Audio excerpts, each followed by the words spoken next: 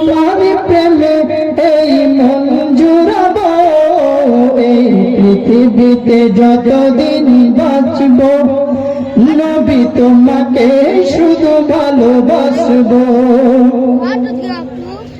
দুঃখ ভরা জীবনের অবসান সততার দিকে মধুর আহ্বান। দুঃখ ভরা জীবনের অবসান সততার দিকে মধুর আহ্বান।